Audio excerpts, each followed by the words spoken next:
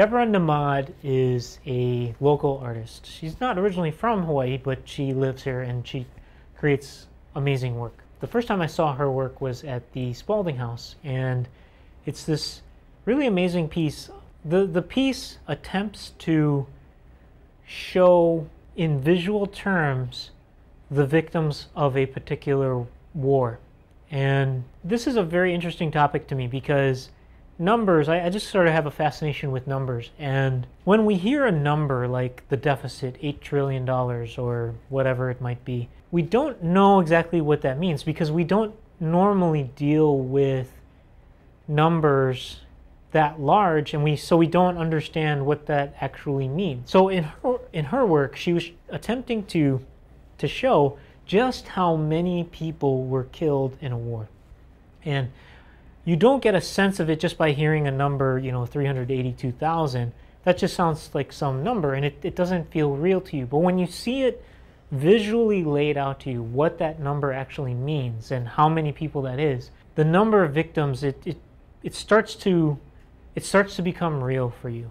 So we were fortunate enough to set up an interview with Deborah for the Hawaii Wisdom Project. Challenges I face today are the challenges I have faced almost every day as an artist, and it's sort of, what does success mean to me?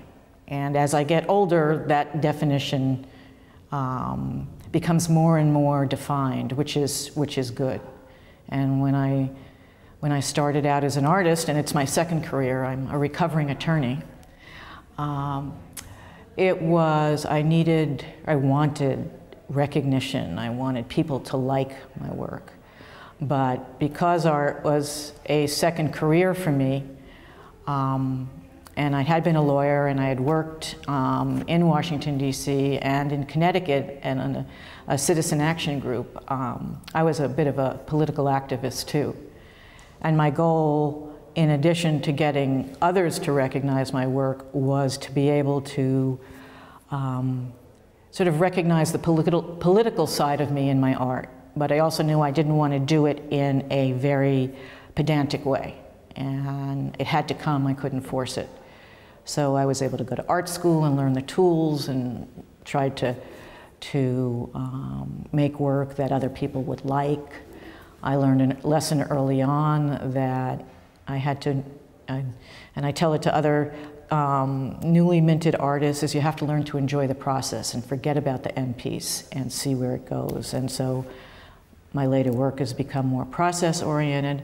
And as a result, the political work, I'd say, started to flow about 5 or 6 years ago, where I was able to combine my style of mark making into some of the issues that were important to me and that I wanted to address. And the first piece I did was about the Iraq War. It was called Collateral Damage. And it was about both the unnamed civilians that had died in Iraq and the soldiers that the Americans had lost.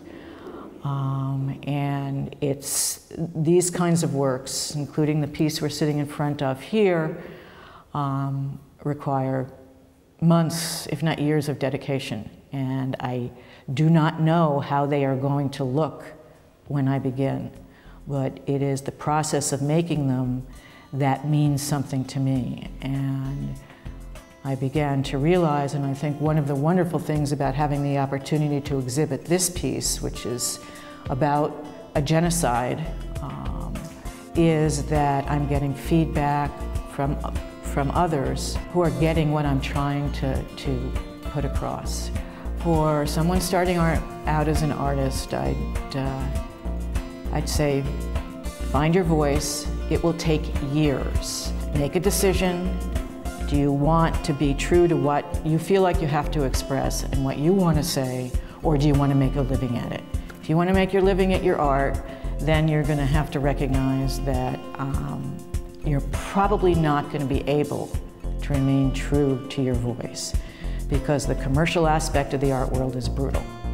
And if you find something that hits the market and it sells, that's great, but your audience will never want you to change.